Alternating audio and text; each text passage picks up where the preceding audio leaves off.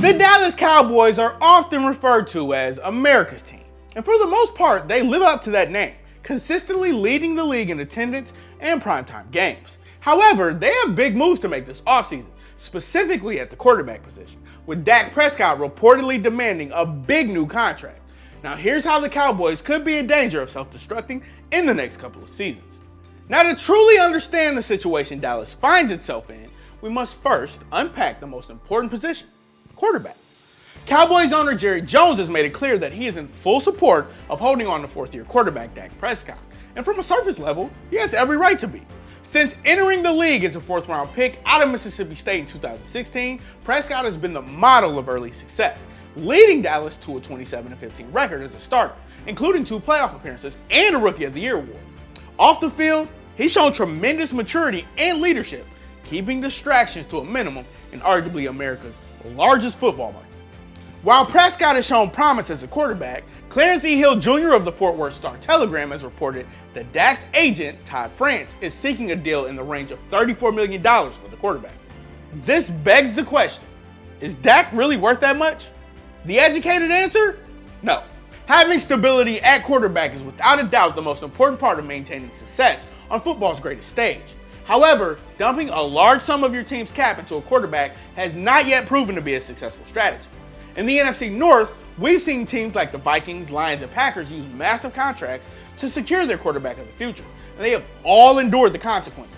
In Minnesota and Detroit's cases, their quarterbacks have simply underperformed, and their contracts have crippled the team. The Packers, on the other hand, simply don't have the resources necessary to give a talented Aaron Rodgers a fighting chance after giving the future Hall of Famer a 9-figure contract. Because of this, the Chicago Bears, who have Mitch Trubisky on a rookie contract, are easily the most complete team in the division, despite having the worst quarterback of the 4. I think it's important to look at the talent around Dak Prescott before you measure his success on the field. In his rookie year, he boasted the highest quarterback rating for a rookie in NFL history. He had immense talent around him too. He had without a doubt the best offensive line in football, led by Pro Bowlers Tyron Smith, Travis Frederick, and Zach Martin. He also had Ezekiel Elliott, who led the league in rushing that season. And he had a somewhat talented Dez Bryant, and a top 5 defense. When Zeke was suspended for 6 games in 2017, Dak's numbers dropped drastically, and when the offensive line was hampered by injuries in 2018, his numbers weren't a whole lot better. $34 million is a lot of money for a star quarterback, and despite the team's success, Dak still hasn't proven himself to be a big star just yet. He's yet to throw for 4,000 yards in the season, something that Drew Brees has done in 12 of the last 13 seasons. And he doesn't have the incredible arm talent of Aaron Rodgers or the elite accuracy of Russell Wilson. 2 away from a win. And that'll do it. That's the win for the NFC, but you know Russell wants much more than that. So he shouldn't expect it to be paid at the same level as them. An example of what you'll get from Dak can be seen in the team's Week 8 matchup against the Tennessee Titans. The Titans shut down Zeke for a majority of the game, holding him to only 3.6 yards per rush. This forced Dak to throw the ball and make plays without the threat of play action, and he struggled mightily.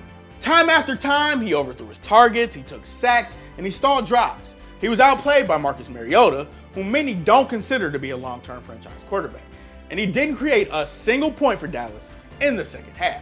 Now, does that seem like a quarterback that has earned the right to take up $34 million of cap space per year? I don't think so, and neither should Jerry Jones. So now that we've broken down Dak, let's look at the other positions of concern for Dallas. The team picked up Ezekiel Elliott's 5th-year option, securing him through the 2020 season.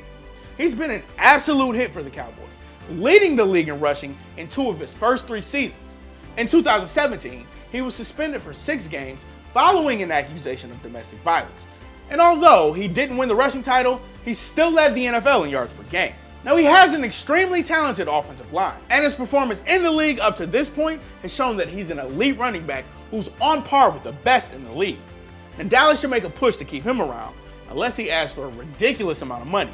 He is, without a doubt, the most talented player on the Cowboys, and any team that passes up on his prime years of football is surely missing out.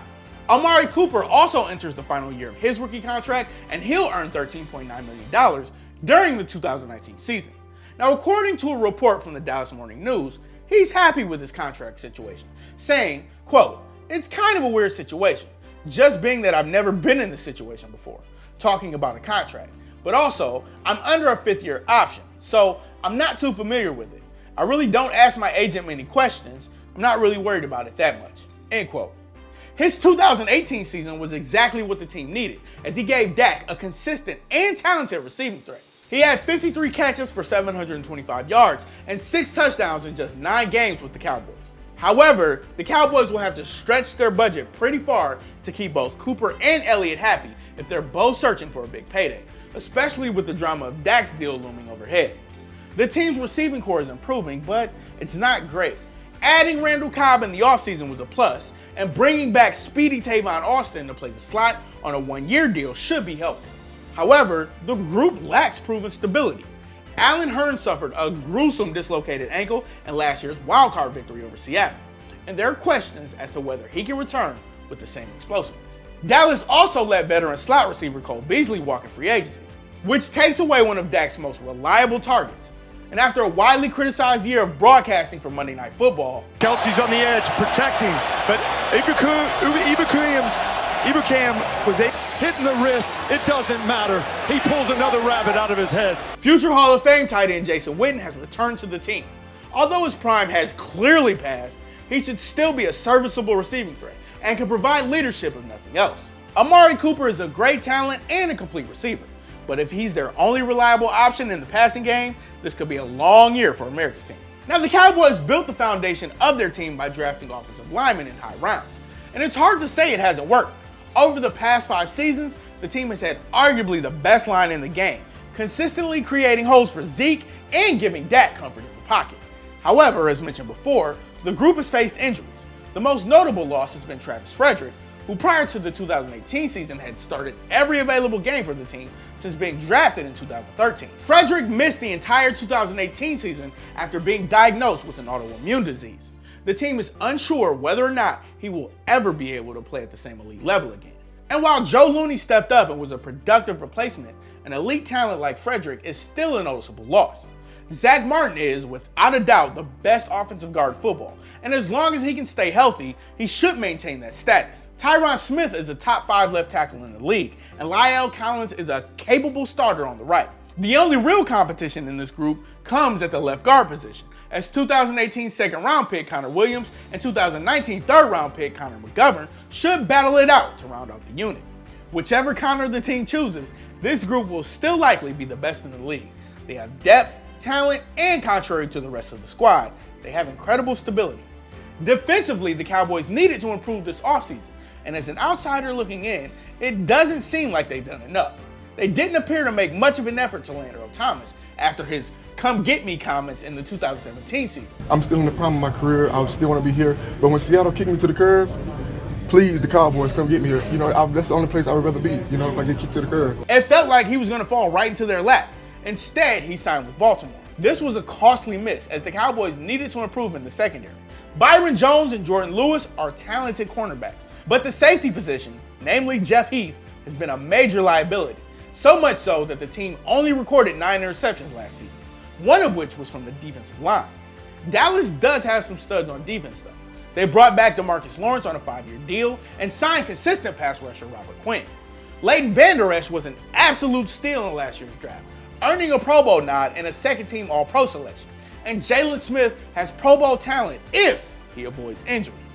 Sean Lee has been severely limited by injuries, but he's still a solid linebacker when healthy.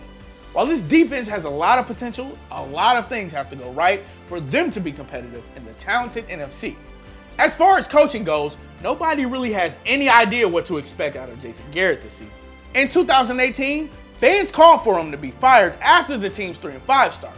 But after winning 7 of their last 8 games, the team made a late playoff push, and Garrett survived another season. Good luck. That kid's like the Roadrunner. He won't go down. The team did make some changes, though, parting ways with offensive coordinator Scott Linehan in favor of former quarterback Kellen Moore. With Garrett on the hot seat over the past few seasons, you gotta think that he'll be out the door if the team doesn't make a deep playoff push in 2019. He has a record of 77-59 in his 9 years with the Cowboys, including a 2-3 playoff record. Those numbers are average at best. And you've got to think that he'll enter Marvin Lewis territory if he continues to have mediocre season after mediocre season. Now, Jerry Jones seems to really like Garrett as a coach and a person, and he supported him since day one. Jones likes to have a lot of say in the team's moves and players, and having a laid-back coach like Garrett allows him to do that. However, Garrett should still get the boot if the Cowboys don't show drastic improvements this season. The boys have a lot of question marks going into the 2019 season. Dak's future with the team is questionable, as it should be with the amount of money he's looking for. The team has talent at running back and receiver, but Zeke and Cooper are going to want big money next offseason. Their offensive line is one of the best in the game, but injuries have stifled their dominance lately. The defense has talented pass rushers and linebackers, but there's still plenty of room for improvement in the secondary. The Cowboys' schedule isn't going to do them any favors either, having to play the Saints, the Packers, the Patriots, the Bears, and the Rams. The NFC East isn't as tough as it's been in the past, but playing the Eagles twice a year is no cakewalk. If a few things don't go Dallas's way this season, this team could fall apart very, very quickly.